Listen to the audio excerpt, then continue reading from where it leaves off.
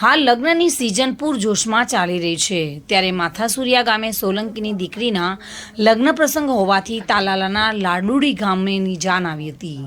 સાંજના સમયે લગ્ન પ્રસંગના જમણવાર બાદ અચાનક માંડવિયા અને જાનૈયાઓની ઝાડા ઉલટીની વ્યાપક ફરિયાદ ઉઠી હતી, જેથી 250થી વધુ લોકોને તાત્કાલિક સારવાર અર્થે ખસેડવામાં આવ્યા હતા।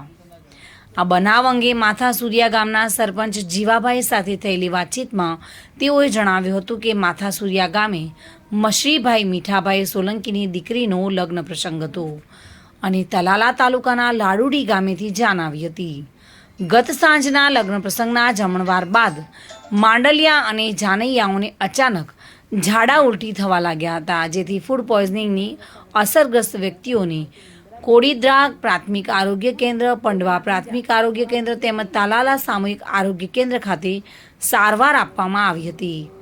એક સાથે ફૂડ પોઈઝનિંગના દર્દીઓ આવી પડતા હોસ્પિટલમાં બેડ પણ ખૂટી પડ્યા હતા અને તાલાલા સામૂહિક આરોગ્ય કેન્દ્રમાં બાંકડા પર અને જમીન પર લોકોને સારવાર આપવાની ફરજ પડી હતી।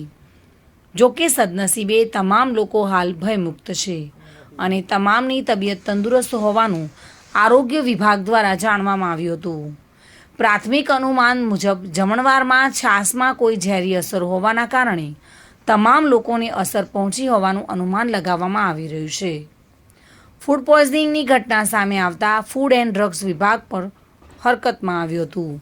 ફૂડ વિભાગના અધિકારી પિયુષ સાવલિયાના જણાવ્યા મુજબ હાલ લગ્ન પ્રસંગમાં જમણવારમાં રાખેલા શ્રીખંડ અને છાશના સેમ્પલ લઈ લેબ પરીક્ષણ માટે મોકલી આપવામાં આવ્યા હતા। પ્રાથમિક અનુમાન મુજબ છાશ અને શ્રીખંડ સાથે ખાવાથી ક્રોસ પોઈઝનિંગ થયું હોઈ શકે છે। 250થી વધુ લોકો હાલ સારવાર હેઠળ જોવા મળી રહ્યા છે।